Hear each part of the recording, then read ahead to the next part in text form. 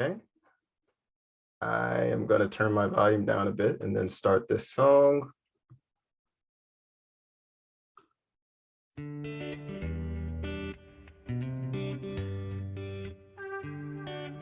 And we are now ready to admit. I recall a Saturday night. I still smell the cocoa aroma. Mommy cooking something inside, yeah. The adult are washing yellow. The candlelight all around you. Big sesame in the sun. Yeah, I'm out for a moment. Almost time to go inside for some cocoa tea. Cocoa tea. Cocoa tea. Cocoa tea. Cocoa tea. Looking at you in wonder. You make me happy with ease, yeah. Sweet sound of your laughter. Floating away on the breeze. The adult are washing yellow. Candlelights all around you. You're teaching me what to sing. Then my boy are on the strings. Mommy said to come inside for some cocoa tea. Cocoa tea. Cocoa tea.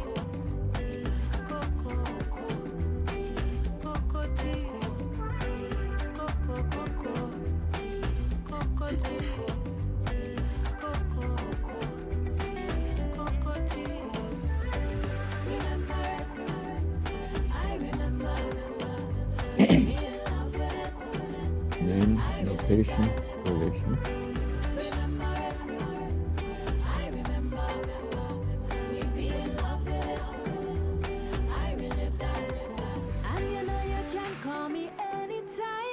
We meet up and make a lime. We'll catch up and laugh over some cocoa tea. Remember, I remember, yeah, we be in love.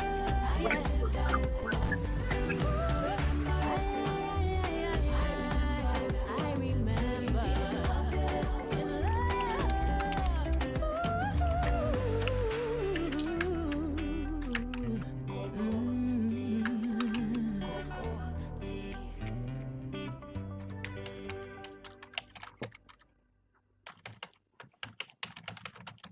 All right, folks. I am going to, well, I'll ask, as a bit of a housekeeping, practice good mic discipline, I hear that there are young people in the background and, maybe someone's not unmuted. See, you're rushing and not getting things correct. Boom. Okay. Caught that. Thank you for letting me know. And yeah, so welcome to this gathering of the Collective Diaspora and the Cross Atlantic Chocolate Collective. So you all have got a little bit of a check-in prompt in the chat there. So just share your name, your location, your affiliation. What is your favorite memory of chocolate? I am Mike Strode. I am here in the land of the Council of Three Fires, Odawa, Ojibwe, Potawatomi, Anishinaabe, Kickapoo, and many other tribes and nations, otherwise known as Southeast Chicago. I am affiliated with the Cola Collaborative, Chicago's only time-based service, labor, and skills exchange, otherwise known as the Time Bank. And my favorite memory of chocolate, I am absolutely not sure, but I do know that, I did not eat a lot of fair trade as a child. I ate the standards, and I am glad that I'm above that now and I can have better chocolate in my life. But certainly I wished when I was in Baltimore meeting Jillian that I had a favorite memory of chocolate where I could be packing chocolate and then I could just unwrap one of them and sneak it out of the factory, or whatever, wherever you were packing it. In any case, what's your favorite chocolate memory, and just let's appreciate some of the folks in the chat who are sharing what they feel about chocolate. Smearing chocolate on a daughter's face. We see you on Ma. Chocolate ice cream. Ooh, that's good. Making chocolate cake. See that? fair trade chocolate bar served as a treat at a friend's wedding. S'mores. Sit, you know, that's it and that's all. Eating cocoa beans right out of the drying rack. Drinking cocoa tea at my granny in Tobago. Ooh, so that reminds me, like my friend brought me some Mexican drinking chocolate, and you know, like, yeah, that was actually a good memory recently. So let's relish these memories. Let's lean into them. And you're going to hear about, you know, how we are using chocolate to tackle anti-capitalism and post-colonialism today. So look forward to that. I want to share the agenda in the chat for you as well, so that you know what's going to be happening this evening. So here it is. We have this little bit of welcome and opening that we are in right now, this phase, you know, that's very brief. That's where we are bringing you into the space. We're getting you grounded in your chocolate, your best chocolate memories. We're going to go into an intro to Collective Diaspora, which, you know, is going to be headed up by Omar. And perhaps, you know, others are going to chime in. We're going to talk about or hear a presentation from the Cross Atlantic Chocolate Collective. So look forward to that. And then we'll have, you know, a bit of a panel interview format, you know, just where we will have our colleague Danielle, who will be sharing more, or who will be interviewing some members of the Cross Atlantic Chocolate Collective. And we will invite that if you have questions, you'll get those in the chat. So this is an audience round interaction. And then finally, we will close out. So we have a brief 75 minutes, you know, together today. But that is what we are on today. That is what we are going to be engaging in. And I appreciate you all for joining us. And with that, I want to go ahead and pivot, pass it over to you, Omar, to bring us into Collective Diaspora. All right. Thanks, Mike. Greetings, everyone. It's really beautiful to see all these faces and names. Boa tarde. Hearing you on the English channel, Michelle. Estou no canal de português. Oi? Michelle, you're coming through on the English channel. All right. I think it may have been addressed. All right. E agora, você pode me escutar? And now, can you hear me in the Portuguese channel? No, I'm on the English channel and I'm hearing you. So. Yeah, we all hear you on the English channel. What's going on? All right. I choose Portuguese channel. And now. I think I may have found the issue. So I'm just going to go ahead and address that very quickly. Just a moment. Yeah. And this is a great opportunity to introduce our interpreters. So I want to give a shout out to Michelle and Lady, who are both interpreters with Afro Resistance, which is an incredible, wonderful organization dedicated to the empowerment and uplift of Black women and girls throughout the Americas. And they have particularly been drawing attention to the fact that Black people exist in the Western Hemisphere, not just in the United States, but throughout all of the Americas. And so they've been doing phenomenal work, and I encourage you to support their work, particularly their language justice work, because they have been dedicated to making sure that there are Black women interpreters that are doing this work, and it's not just white folks that folks think are what Latinos and Latinas look like. So thank you, Lady and Michelle. Did we get the Portuguese channel squared away? I think we did. I see Michelle speaking and not hearing her. So I think we're good. All right.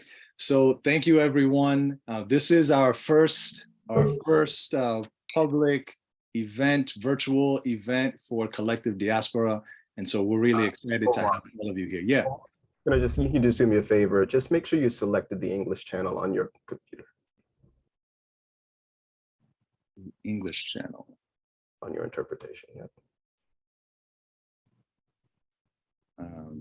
And how would I be doing that? Oh, no. So for your own interpretation, you should load and just make sure, are you on English? Well, what about those of us who are, I'm just going English to Spanish. Okay, that's fine. I just didn't want anyone to like, I got muted when I switched channels for you. So that's okay. Well, it's in English now.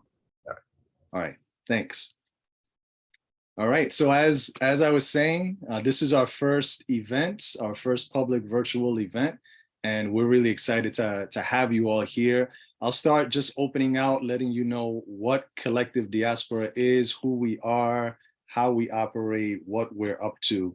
And this is really an opportunity for us to introduce ourselves to you and really bring you into this world. So we are a membership-based organization of Black cooperatives and Black-led cooperative support organizations throughout the diaspora.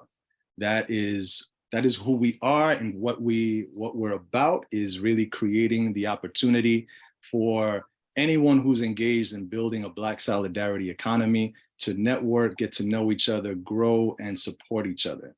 Because there are many of us. We've been doing this work as long as our people have existed. African people have been engaged in a solidarity economy because we live and operate in solidarity. And our life ways, our ancestral teachings, and the way we live to this present day are based in ideas about sharing and looking out for each other. And so particularly those of us who live in the Americas, throughout the diaspora, have been isolated and separated from that connection to our ancestral homelands. And there's always been a longing to restore that connection and build the communities amongst ourselves. And so this is work that has been ongoing. This is that resistance work. This is in the same tradition of our ancestors who escaped from slavery and built maroon communities, as it's called in Jamaica, or palenques in Colombia, quilombos in Brazil, throughout the Americas, where people have escaped slavery and set up, free communities and shared and created opportunities where we can live and grow together. And that's really what this is rooted in. So we stand in a long tradition. We look towards others that have come before us, like Marcus Garvey, founder of the Universal Negro Improvement Association, longtime and grandfather of Pan-Africanists, to Kwame Nkrumah, Ella Baker, a number of others, Julius Nyerere. There's a long line and a long tradition of folks who have carried on this work and have been building cooperatives, been building opportunities where we can come together, grow, and have autonomous communities and do that work. And there are so many millions of more that we don't know and that are doing this work today, this very day, and that are organizing and building. And there's a growing movement, in all the places where we are. There are people who are building cooperatives, who are establishing mutual aid associations, who are running susus, who are running credit unions, housing cooperatives, community land trusts, you name it, our people are doing it.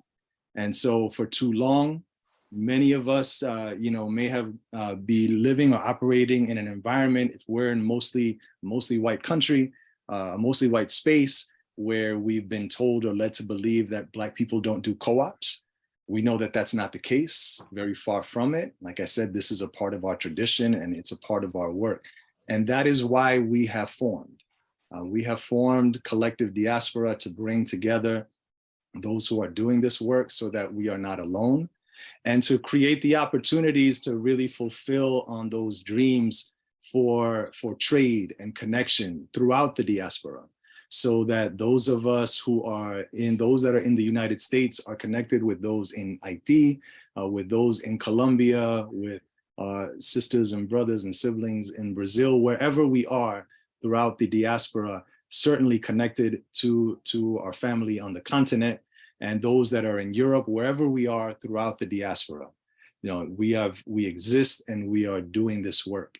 And so we've formed and we've come together this year to really create the space for that. So I said that we are a membership-based organization.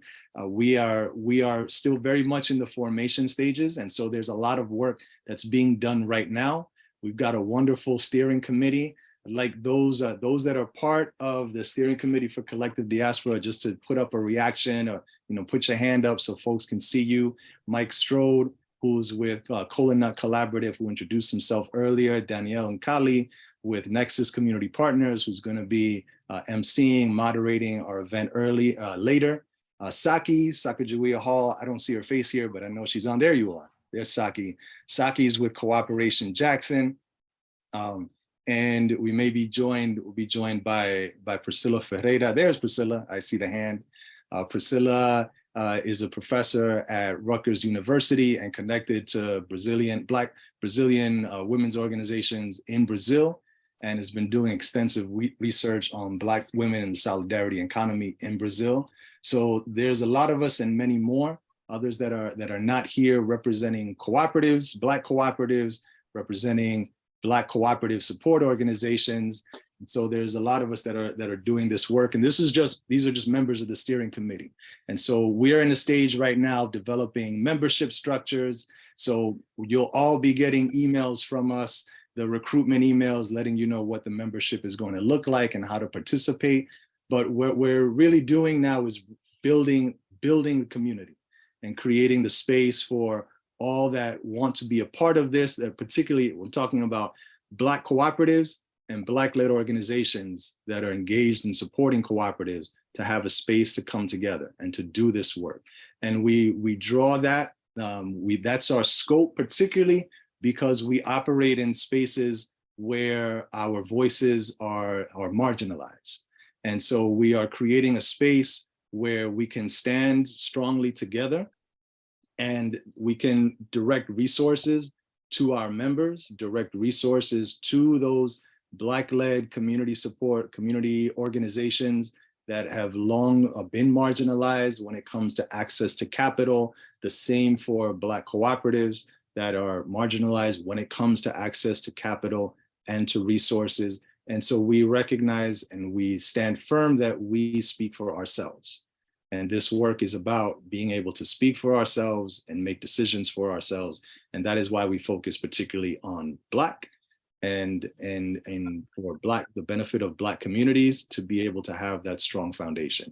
I'll say before closing out and passing it off, that there are things that we're currently engaged in beyond the membership building that is about moving forward, creating the opportunities for us to get to know each other, for information to be shared. So this is the first of a series of ongoing webinars, workshops that are aimed at highlighting the work of Black cooperatives and Black cooperative development organizations so that people get to know them and the work that they're doing and the benefits that they're bringing to their community. So this is just one part of that.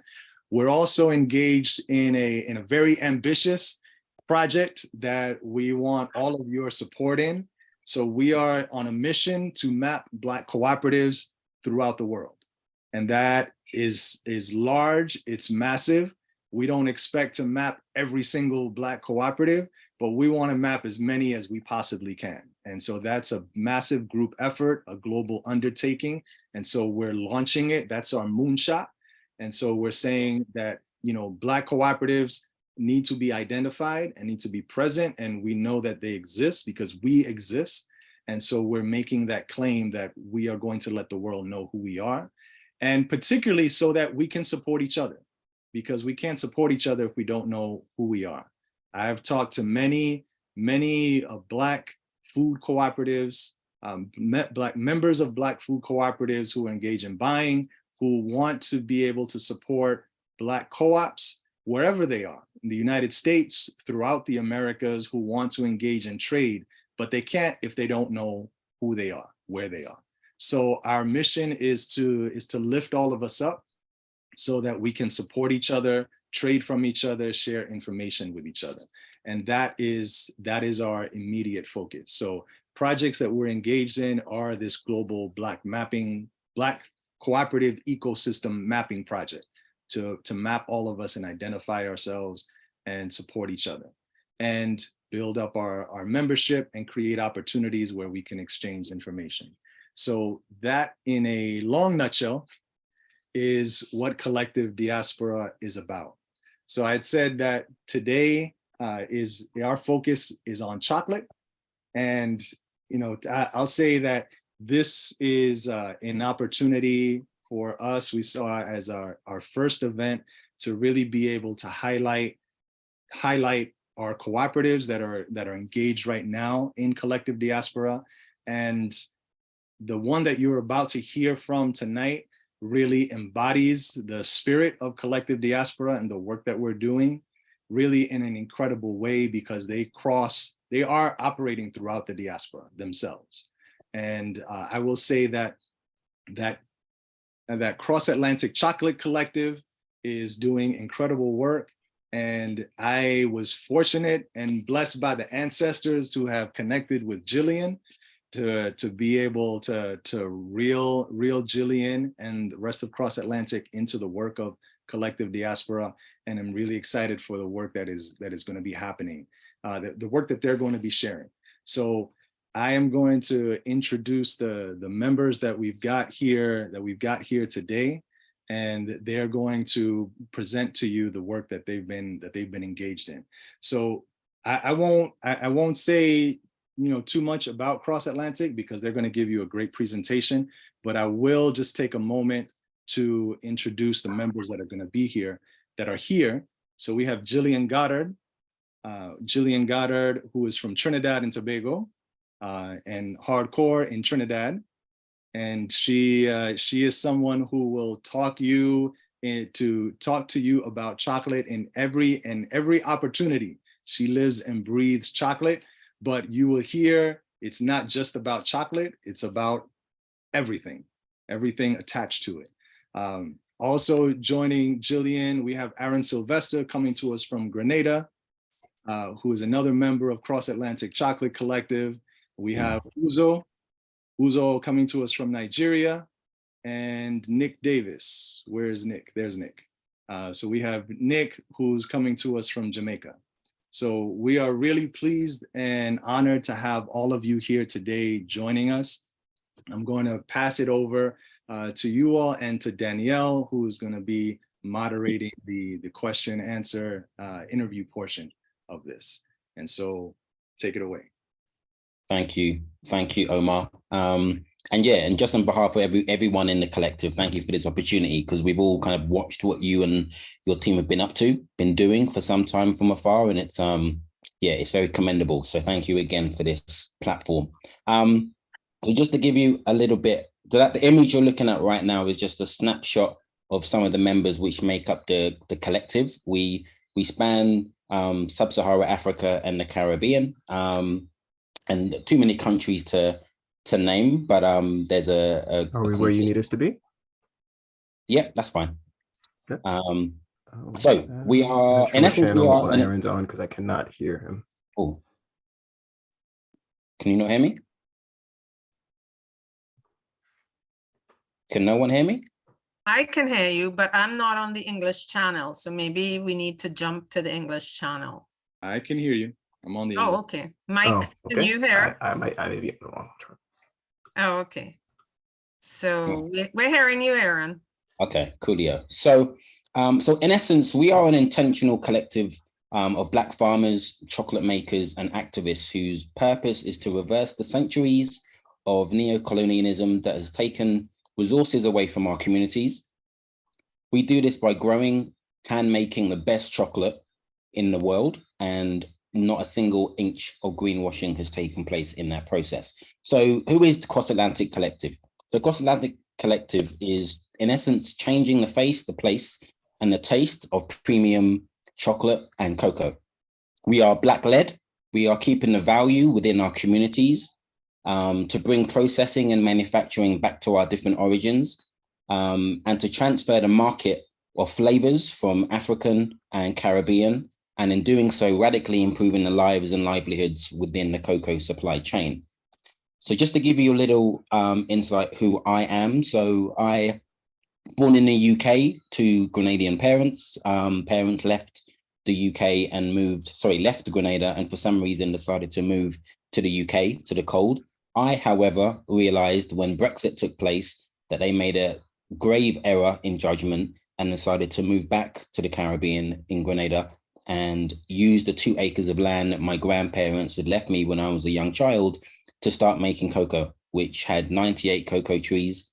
So we started to use that land to start making chocolate. And over that time, since 2016, we've started to produce different flavors of chocolate, different products or byproducts from cocoa, and different experiences around cocoa, from origin trips to being a farmer for the day experiences, to learn about Rastafarian culture, the food and the music. So I think what we'll do is, that's just a little snapshot of me, because I know we're up against time. So I'll let Gillian give you an insight into herself, and then Nick, and then Uzo, and then I'll continue with the rest of the presentation. Okay, so I'm going to keep it brief, which is a kind of a record. So if you're here at a momentous occasion. So basically, I live in Trinidad and I used to live in the US. I'm kind of finding myself in the 2 places since Cross Atlantic has started up. I make chocolate, and that's the main way that I earn income. It allows me to be a full-time activist. So basically, I've been farming organically for years and doing community organizing, but I have a brand called Sun Eaters, which only exists to pay me so that I can do activism and to allow me to do prototypes of products to pass on to communities. So I am the founder of the Alliance of Rural Communities, and we'll talk a bit about that later, which operates in the Caribbean, and that's out of which Cross Atlantic came. So I'll pass it on to Uzo. Uzo, thank you so much for being here at this midnight hour in Nigeria. So on to you.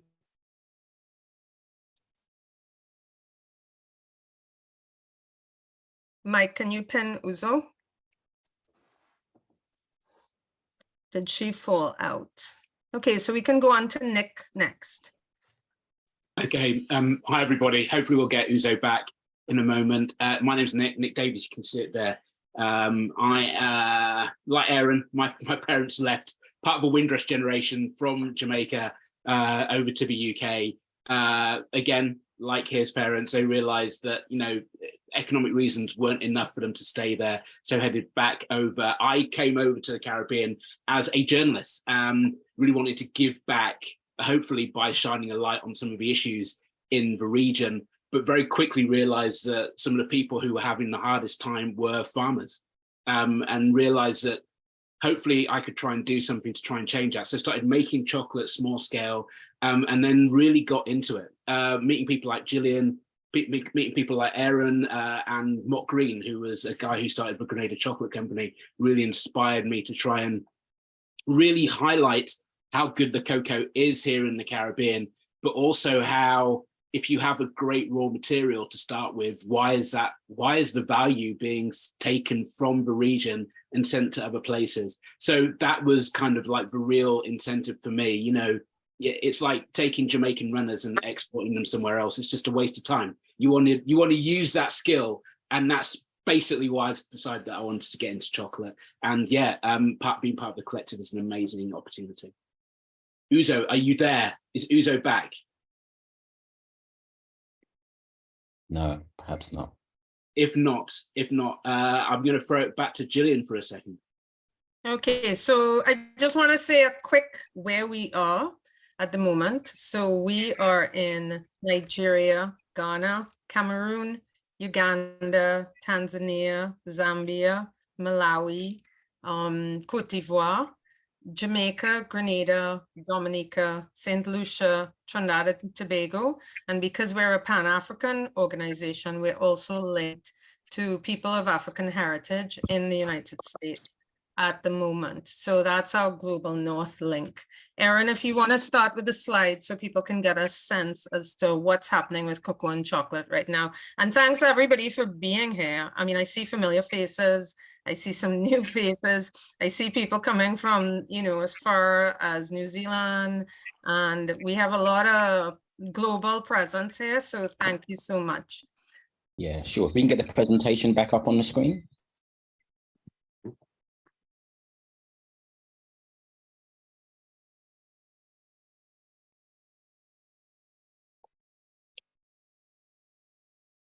Thank you, Mike. Next slide. Sure. So I guess one of the most important things really that the vast majority of people seem to not quite understand is that the majority of cocoa comes obviously from Africa, primarily. Obviously, we've got Ivory Coast, which is the largest, and then Ghana. And then obviously we've got our friends, Nigeria, that swoop in there just underneath Indonesia. However, the misconception is that a large proportion of chocolate comes from Europe. And obviously, as we all know, that they may produce a large proportion of the chocolate that's produced, at least in some of these countries, but ultimately the cocoa comes from Caribbean and comes from Africa. However, the value is definitely not in these countries. And the goal of the Cross-Atlantic Collective really is to how can we readdress that balance? Because we have, in essence, this wonderful product, which we know is cocoa, which produces an even better product, which is chocolate. However, as we know, the extraction that takes place where that product goes overseas and then the value goes overseas. And for us, it's about, as mentioned earlier, is reversing that cycle where we and the different individuals and members within the collective are now using the cocoa, producing that cocoa into great products, whether it be hot chocolate, cocoa powder, using cocoa butter, different ways of using chocolate couverture, bonbons, truffles, you name it, all of the different myriad of products that can be used using cocoa, which is being produced in origin and then being shipped out as a finished product, instead of what's been happening in the past, which has been the beans have been going and then we've been buying it back to sell back into our own countries, believe it or not. So that's really where we're kind of trying to reverse what's been taking place. Next slide. So just in terms of how the collective works, in essence, so we have the overall mothership or the hub that makes up the Cross-Atlantic Collective, which is a culmination of members within the global north and, as mentioned, us within the global south, where we are producing our chocolate, using our beans, producing our products with the goal and of exporting that overseas and using it more locally within our own countries. From there, we then move into our kind of producer hive, which makes up all of the countries that Gillian listed from the Caribbean and African countries that make up our global south producer hive. And then from there, we are then working on building our chocolatier hive, which is members within the global north, like yourselves right here, who would be hope to be working with us and supporting us to be able to export and start individuals in the global north to start using the products that we produce within origin, whether it be couverture, hot chocolate, cocoa powder, what have you, within their establishments, within their businesses, which can then have that direct link back to the collective and have that direct link back to farmers and chocolate makers. One of the goals that we have, and we're really striving to do so, and something that's really become apparent to us, particularly during the pandemic, is just transport. So for us to be able to export our chocolate, because you can only imagine that trying to make a delicate luxury product like chocolate in a hot country is not the easiest thing in the world. So trying to get our chocolate all the way to Belgium or get it to Stockport or get it to London or what have you, it's a challenge to keep that fine, delicate product in a cool situation from A all the way to Z. So for us, the way that we hope to kind of change that is really to one, have our own network, transport network process that we can work with, that can keep that cold chain from the beginning right to the end, but also to work with a sail ship cargo transport method that will allow us to be able to collect beans, collect non-perishable items within the different countries within the collective, and be able to transport that to the global north very easily and very quickly and succinctly. Next slide.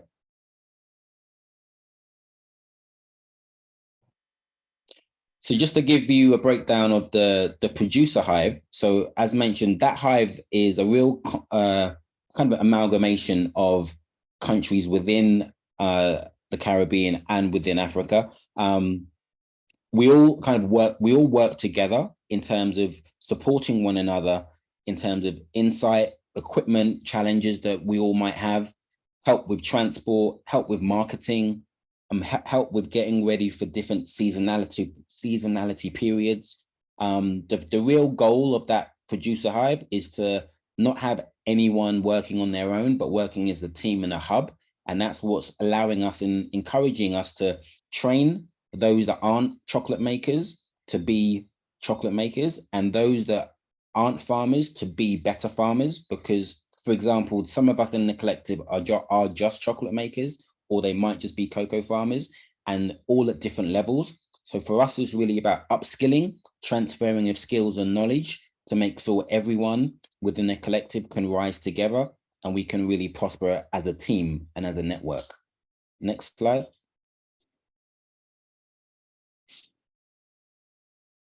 So this is just a small snapshot of some of the products. We have recently worked in collaboration with an organization called Equal Exchange, where we've produced a range of products from the collective, which has been hot chocolate, drinking chocolate and origin bars. And you'll see the image on the side, on the right-hand side, is one of our drinking chocolate containers. And on the left-hand side is a small array of our different various chocolate bars. So the top one would be Ghana, Grenada, and Trinidad. And then we also have our tasting box that we've done as the Cross Atlantic Collective. And the images you're seeing there is just the motif, the Benin bronze that we use as our motif for the Cross Atlantic Collective. Next slide.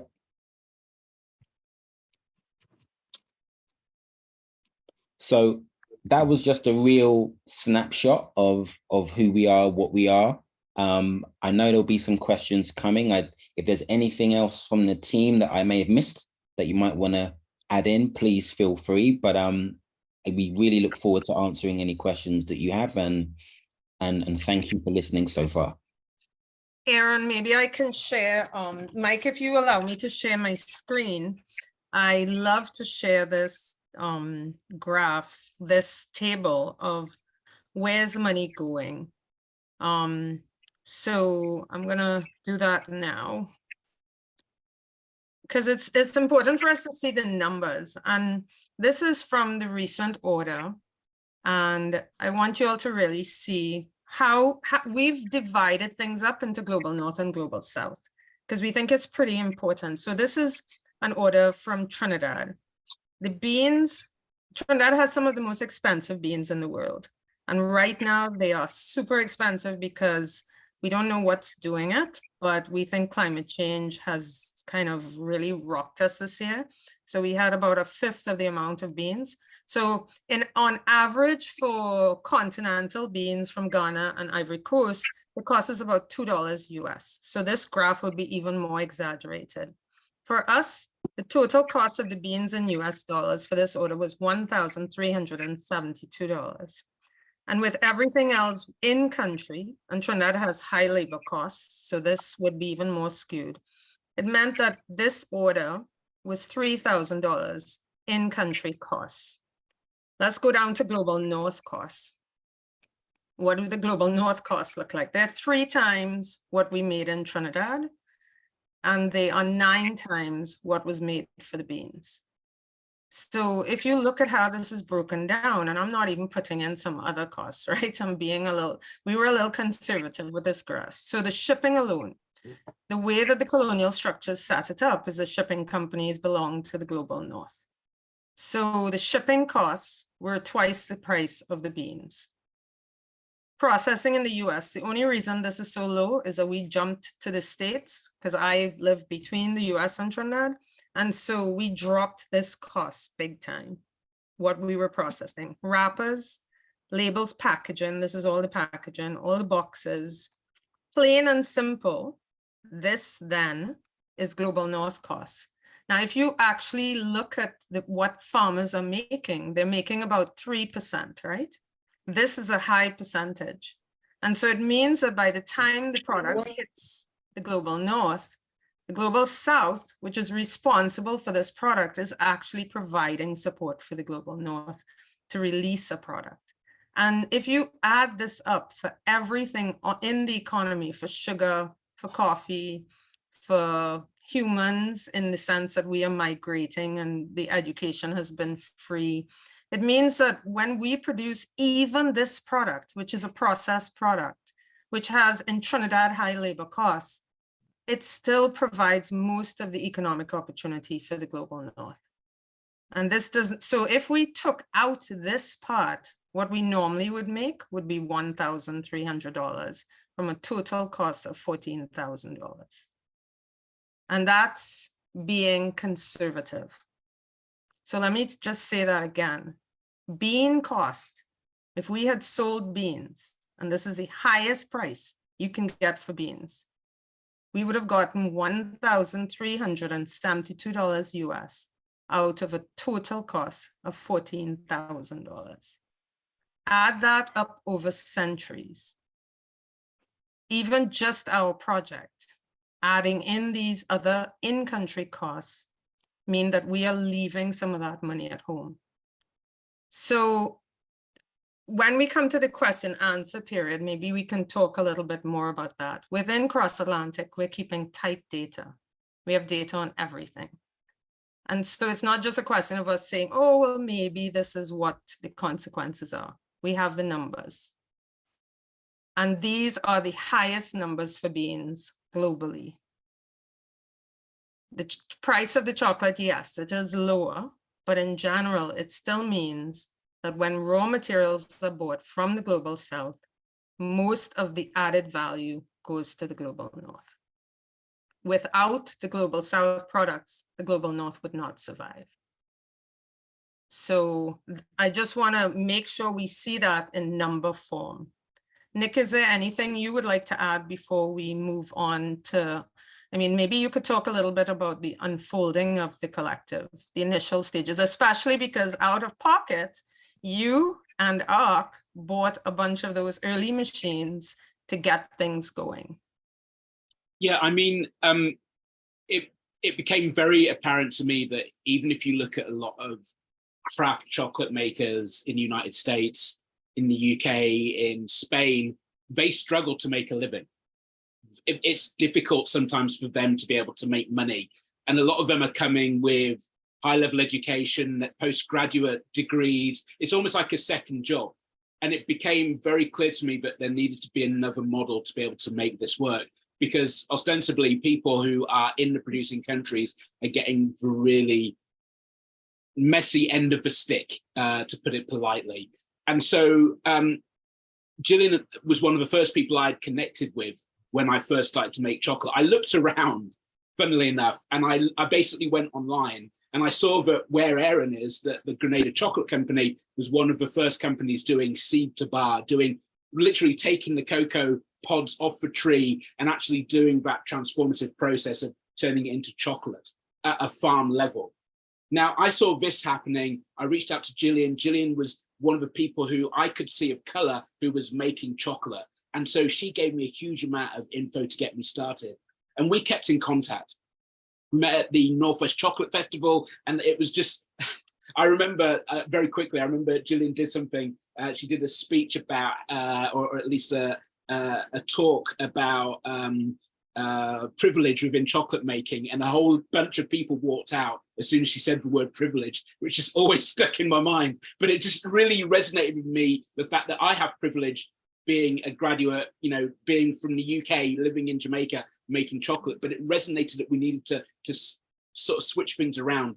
And when Gillian started to connect with people in Malawi, people in Tanzania, she reached out to me, and we started to try and figure a way to be able to help other makers, giving them the opportunity which we never had in some respects. And so, yeah, being able to provide some equipment to some of the makers was the least I could do. And it's really impressive because I'm starting to see them at a local level doing better than my own business here in Jamaica, because they've got an untapped market. You know, people have never tasted local chocolate. And I'm like, hey, guys, you're doing a better job marketing. Your chocolate tastes better. You know, you need to slow your roll slightly. But either way, it just shows what can be done when we all start to work together. And so that's kind of how I got my teeth into Cross Atlantic. But it's just been amazing seeing how it's growing, and seeing how, you know, Omar earlier on was talking about the fact that cooperatives have been part of our history for generations. But unfortunately, some of that history has ended up seeing lots of Black businesses try and eat each other, try and put each other out of business rather than working together. So being part of this collective is really good because it sets an example to other people within our countries of what can be done when we kind of really start to work together. Oh, I see Uzo's on the screen in terms of like, she has a place there. Uzo, are you back? Yes, I am, and I'm keeping the video off. I apologize because the network is really poor, so I don't get kicked out again. Cool. Well, maybe you could just tell us a little bit about your journey, where you are, and what brought you to, you're one of the more experienced makers at the beginning, and maybe tell us a little bit about how that happened and what the collective has been, how it has affected things. Oh, okay. So my name is Uzo Igweke, and I'm a chocolate maker based in Abuja, Nigeria.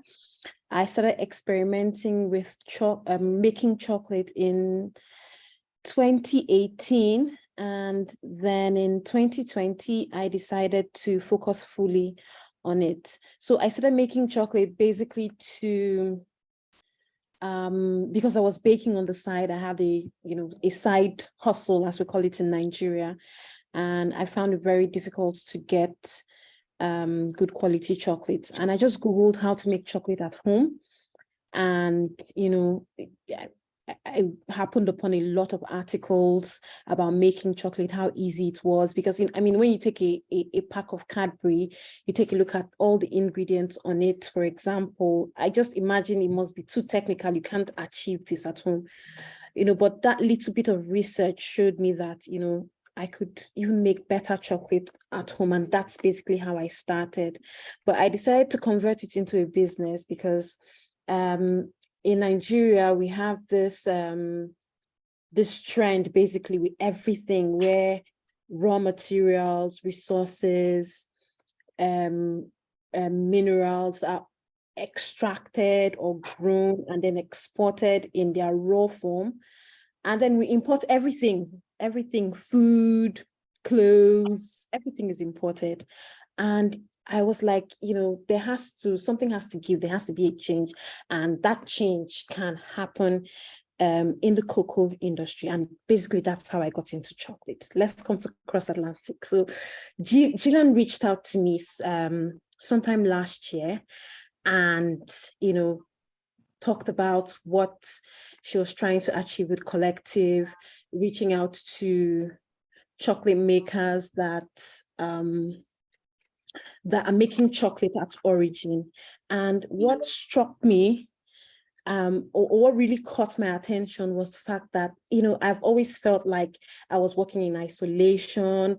When I started making chocolate, I didn't have a lot of support, and most of the resources that I had access to were from the point of view of people living in completely different conditions, different temperatures. I just couldn't relate. So I just felt a bit isolated, and everything I learned using the very expensive route of experimentation. There was no resource I could relate to. And I felt like, this is something that's completely needed, especially if we're going to make a difference, especially if we're going to connect with farmers and maybe chocolate makers in other parts of Africa, living in the same conditions, working with the same flavors and things like that. So that's what really caught my attention, because I was like, yes, we can be part of a group, we can provide the support. And, first of all, the Cross Atlantic chocolate has given me, the collective has given me access to markets that ordinarily I would not have access to. Now, I make craft chocolates in Nigeria, and it's not really a very big thing, and we're just trying to survive. But, with access to markets outside of Nigeria, markets in America, in Europe, and things like that, right? it's something that I wouldn't have been able to do on my own. And it's something that makes a huge difference in terms of revenue, because of course, the consumption levels are much higher outside of Nigeria. Another thing about the cross-Atlantic that, you know, was great for me was being able to connect with other makers that were up and coming and just needed to be handheld a bit, right? So we share stories, we share experience videos and short tutorials about how to temper, you know, things that you can avoid, pitfalls that you can avoid, and, you know, share tips and tricks. And we've managed to build a connection, and we've also managed to, should I say, raise the confidence of chocolate makers that, you know, ordinarily don't have access to the knowledge base or the resources that we have in the collective. So yeah, it's a mutually beneficial relationship that we've been able to establish, and it's just absolutely wonderful for me. So I just want to make sure that, like, Uzo's role, like, all of us are volunteering pretty much, right? But Uzo is in the time zone. There are 9 African countries. And most of us in the Caribbean or in North America, like, she's probably almost after midnight. And so if somebody from Malawi is going to call someone, it's definitely not me. So Uzo is the one who, for the first few months, we had sent these machines that Nick had bought most of them, like small machines, and Nick had bought several from his pocket, and Ark had bought some, and we sent them, which was a whole other adventure, sending something in the opposite direction than it's supposed to go from colonial channels, right? So we sent the machines, and Uzo was the one who, like, the middle of the night, the next morning, she'd be getting messages from people. And Uzo is also the one who has met most of the makers in person. I have literally never met Aaron, even though we talk almost every single day. And Uzo has now met, Uzo, you've met Wazy from Malawi. She just left, Yeah. right? You've met Jean Yes, from yes. Ghana. You've met Nana from Ghana. Yeah, so I guess, Nick, you've met a few people now, but just remember, this is a virtual organization at this point. I mean, because of COVID and familiarity we are about 1 year and 4 months old. And, you know, we put out our first sampler box in December last year, 4 months after we had our first meeting. It wasn't even 4 months. And I mean, Nick is only afterwards, Nick said, I thought you had lost it, you know. So he just, you know, he was nice. He was nice about it. But I was raised in the UK. That's the only reason that I didn't cuss you out. Because I was like, how on earth are we going to get a sample box of chocolate with people who've never met each other from different parts of the world to people all over the US? And who had never made chocolate. Yeah. And yet, you know, it got critical acclaim because of the quality of the cacao. So I always joke to people, we have the beans. There's no reason that we cannot make the best chocolate in the world because we have the raw materials. They can't take that away from us. We give it away for nothing. I just, Hadara made a comment about the cost of beans I think in Ivory Coast, right? It's the same in Jamaica. In fact, it may be even slightly less. So if you guys been to the Caribbean, you know everywhere in the Caribbean is expensive, right? So you're getting less money for like ridiculous amounts of, you know, products which are going to be significantly more expensive when they're sold abroad. So we need to make a change, and that's why we're doing this, you know, and that's why we really appreciate having the support of everybody who's here today. Yeah. So Danielle, I think we're moving to questions. Thank you, Nick, Aaron. So Aaron just had a new baby, and his first baby, and he's probably getting his 1 hour off for the first time in 3.5 months. So, you know, so like we have real lives, right? And so it's great to be here. And Danielle, over to you. Thank you. We kind of raised up a bunch of questions that we have for you. We have about 18 minutes left. And if folks that are here also have questions, if you want to put those in the chat, we'll try and get some questions from all of you that are participating. Thank you all for being here. I kind of want to just jump right in and talk about a question that came up from Collective Diaspora about how your collective is addressing one of the critical challenges most emerging anti-capitalist cooperatives face, that is the access to credit and funding and startup investment. So Erin and I are most involved in that part of things because the two of us took on the role as co-managers.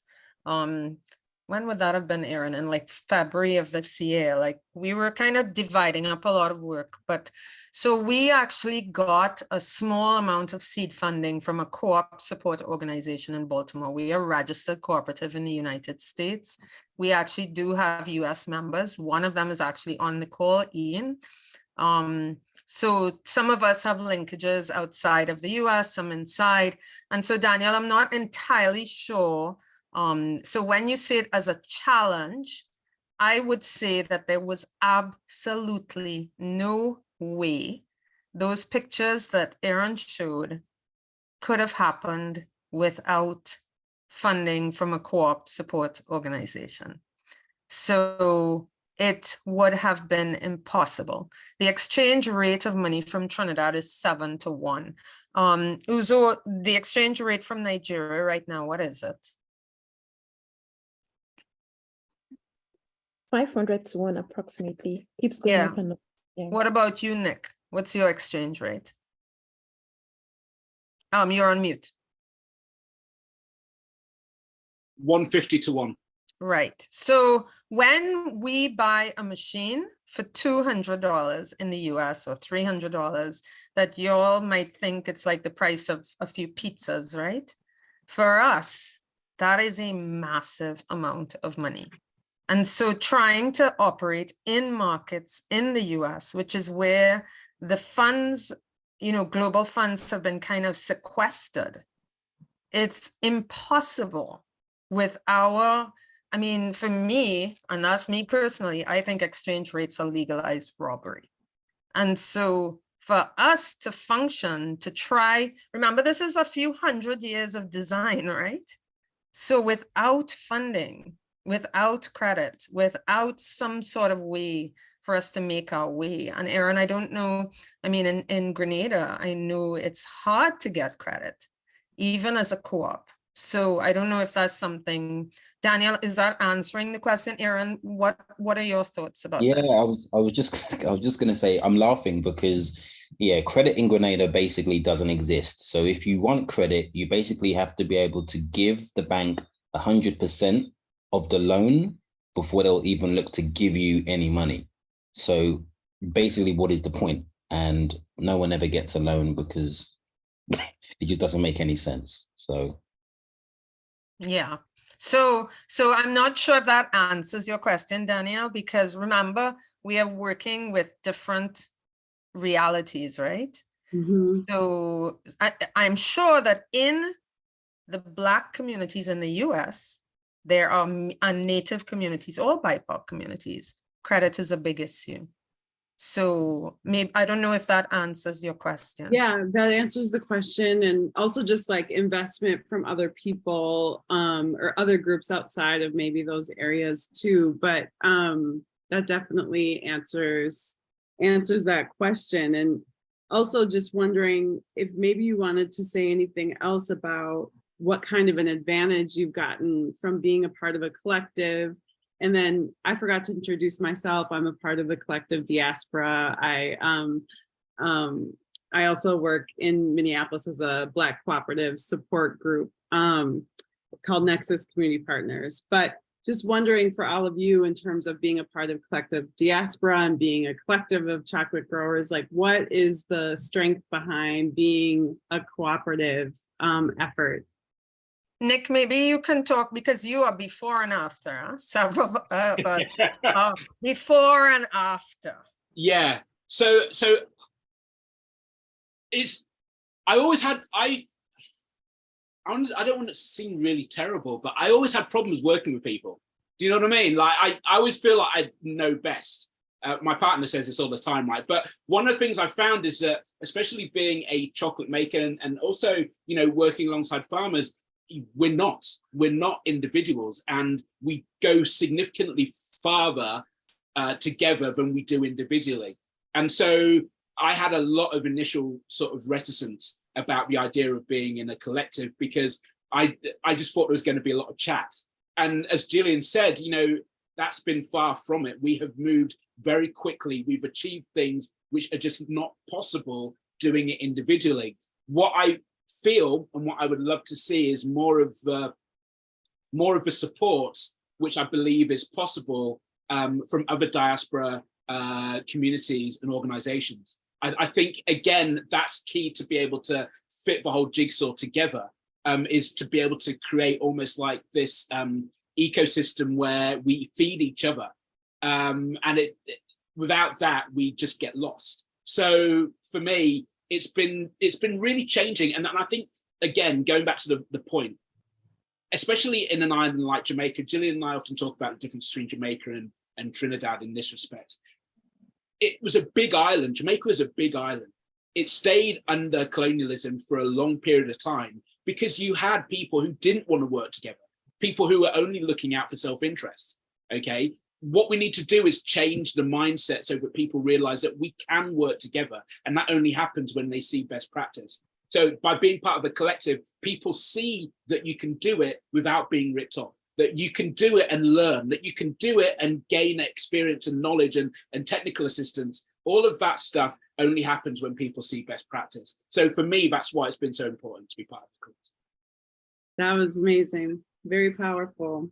And then we had some questions in the chat also, and we had some questions about membership.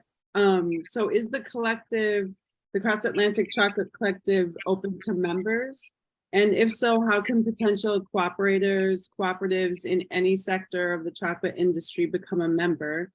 And what are the requirements? So right now we have different concentric circles. There is a circle of those of us who are working really tightly, because we need that kind of like nuclear fission. You know, we need some sort of really strong energy, commitment, consistency in order to keep things moving. And then around that, we have a larger group of producers. So the inside, like we have something called an interim steering committee, right? And so it's people mixed, mainly global South, but there is some global North presence. And it's a place where, like, Aaron and I in particular can kind of go to offload. Like, oh my God, we'll die. We just can't handle this. You know, it's too much. It's because, you know, it's like 400, 500 years of a design of a system, and people expect you to, in 2 months or a year, perform as though you didn't have anything happen in the past. And it's so crazy. It's so crazy. You're supposed to function where you're paying more. The exchange rate is crazy. The customs is opening your packages. You have to work out all kinds of ways to get support in the global North. And you are supposed to come out and go, ta-da. Like, yeah, it's really a problem. And I think it's a problem that hasn't been addressed enough, because there are very few organizations that get as far as we got if you're not rich. And we're not rich people. None of us are rich people. And so we may have relative privilege, but it's like 2 chocolate chips rather than 1. So the US, the global North enabling environment to switch this design is part of what's looking really hard right now. It's really, really challenging in the cooperative space. It's really challenging in the BIPOC space. And so the support that is needed, it's a big conversation right now. How are we going to get in there? Because everybody is struggling. The finances are not there, even in the US. So that's where Collective Diaspora has been a godsend, because it's a place that we're really meeting people to talk about these questions. And, you know, Omar will tell you, I harass him constantly. I mean, messages on WhatsApp constantly. So it's a kind of learning process. I mean, Aaron, Nick, Uzo, I mean, all of us have tried to get into the global North markets as regular kind of, you know, out there.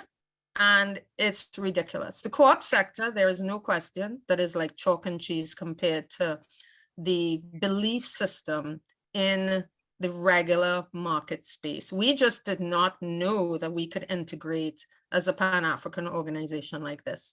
And it's been amazing. It's really been, there is no comparison. And honestly, if you live in the global North, you shouldn't be spending your money anywhere that's not a co-op, if there's a co-op alternative that's available. Because everybody wants to talk about new economy, but they want to talk about social entrepreneurs. It's BS. And I'm going to be giving some direct talks about the BS of this individual social entrepreneurship thing. And I'm going to come with my spreadsheets, because it's another form of greenwashing. And the co-op or collective economy sector is where any of this is able to happen for us in a way with support, with relationships, with caring, that is unlike anything we have ever experienced. Could you explain greenwashing? There was a question earlier about what does that mean? Well, Uzo, Nick, maybe you all want to jump in with that one. I mean, as a chocolate maker, it's like your daily life, right? It's BS, as you delicately put it a second ago, Gillian. You know, it's basically where people are using good intentions. You know, we are ethically sourced, we are 100% organic, we are X, Y, or Z, whatever buzzword. Sustainable is the one which is just like nobody knows, but people just throw it in there because it works well to be able to sell a product. But in fact, there's nothing sustainable about it. They're just using it as a way of being able to sell their products on the sly. It's just good old fashioned capitalism, colonialism at its worth. You put them together and you're laughing. But it's something within chocolate making that is there all the time. And to be fair, I always say to Aaron and to Gillian and to Uzo as well, sometimes you have to catch yourself, because you can very easily fall into the trap. You know, you've got to put your better angels forward to make sure that you don't go there. But that's why, again, it's great to work in a collective, because you have these other great voices who are working alongside you to be able to rein you in. That's the way I like to describe it. Let me, Danielle, there was one thing I forgot to say, like we have these concentric circles. So the inner one is the interim steering committee, and we have a kind of loose advisory committee. Everything is draft, right? Because we're inventing a new system. So don't come, you know, to make us have to be rigid about anything. We are trying to figure this out. Outside of that is a bigger producer group. There are some producers. Most of our producers grow cocoa. We have 3 collectives. We have co-ops inside the group. We have farmers who are now making chocolate. And we have just about 3 people who are making chocolate without a direct farm link. But a lot of that has to do with land access, right? Land is extremely expensive and inaccessible, especially for the Caribbean makers. But in Abuja, same thing. So it's and then we have a bigger group that has about maybe 60 of us, called the Cross Atlantic Chocolate Club. So you'll be seeing more of that coming soon, where people can be in a space and interact. But this is as much as we can kind of cope with right now. We are really overwhelmed with the administration and the management stuff. That's where we are struggling the most. And that's what we're working in the time coming up. Well, we just have a few more minutes to close. And I heard you very clearly, Gillian, when you talked about you and Aaron talking about the expectation of undoing hundreds and hundreds of work, hundreds and hundreds of years of systems entrenchment in the global world. And wondering about, just lastly, when you have those conversations and when you keep going, what is it that makes you keep going? Uzo, you have the latest hour. What keeps you going with all of this like requirement to give people free advice? You know, you have 2 young children. You, are you there, Uzo? Yes, I'm here, Gillian. Mm-hmm. What keeps you going? Because you give a lot inside of this group. I think is just being able to, knowing that people don't have to go through the headaches and the stress that I went through when I started. And also I do have a lot of people that when it comes to, you know, my own business, that are absolutely dependent on me, people that have never had a job before, but all of a sudden can say, you know, they can, you know, brag or boast about being one of the best chocolate makers in the country. So being able to, I don't know, empower people and give them an alternative, I think it's everything, really. Yeah, so I mean, Uzo has a bunch of people. You can go to her page on Instagram. It's Loom Chocolate, like weaving a loom, LOOM, and she has a really good Instagram page.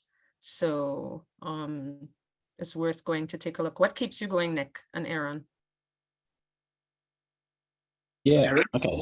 I think for me, so you know, I'm in a country where, you know, the mentality, unfortunately, is for us still to harvest beans, sell to the government, and then get the quick cash and let the government do what they do with the beans.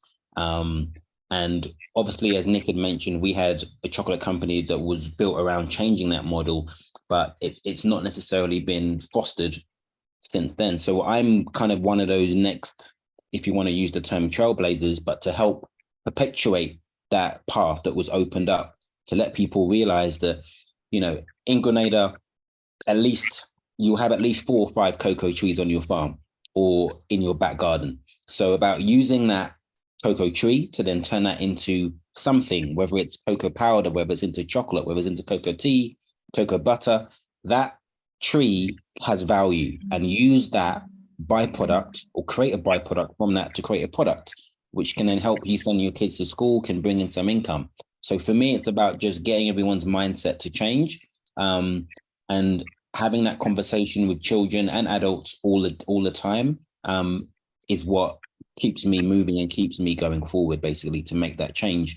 And as Uzo said, you know, we're the ones to a certain degree that are taking the bruises now, so that those behind us don't have to take as many blows.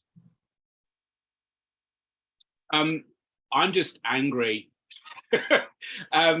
Honestly, we've been talking about this for decades, about how it's extractive, how farmers aren't making a living, and I'm just tired of it, you know. And like, I don't have any kids, so I've got to leave some sort of legacy. My legacy is to try and make the world a better place than it was when I came into it, and hopefully I can do that via cocoa. You know, I started out as a journalist, as I said earlier on, and I kept on telling the same stories and hearing the same stories and reporting on the same stories year after year after year with no change. I genuinely think I can make a difference with this cocoa thing, you know, and that keeps me going. That is what makes me excited. And I think I feel blessed that I've had 2 good bites of a cherry where I can make a living doing something I'm passionate about. You know, and I'm passionate about this, and I'm working with passionate people. And some of them, I don't even know how they're still going. Like Gillian, I don't know what you're on, Gillian, right? Because you're like, I don't know what it is. Whatever it is, right? They should literally legalize that straight away, because like, that's how we get rid of Big Pharma. Because like, that is what is keeping me going. It's the inspiration as well of people like Gillian, Aaron, Uzo, and everybody else in the collective, because we want to try and make a difference. Thank you so much. This has been incredible. This is our time for tonight. And so on behalf of the Collective Diaspora, We want to thank you to the Cross Atlantic Chocolate Collective for making our first education event what it was, truly amazing. So thank you, Jillian, Aaron, Uzo, and Nick. And I also want to thank our translators. So thank you, Michelle and Lady, for doing the translation. We have your contact information. We will be sending out more links and information about how to follow up with Cross Atlantic Chocolate Collective, also with the Collective Diaspora. We really thank you for being with us tonight to learn about decolonizing chocolate and how to support Black cooperators across the diaspora. Thank you so much for being here. Thank you, everybody. Thank you very, very much. Thanks, everybody. And we look forward to lots more of this. Thank you so much, Omar and Danielle. And Mike. Bye-bye.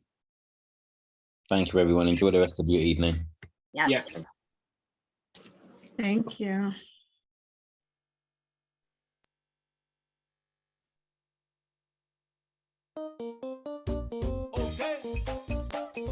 It's my opportunity. I was on spotlight, but Hey, Mike. Everybody, thank you.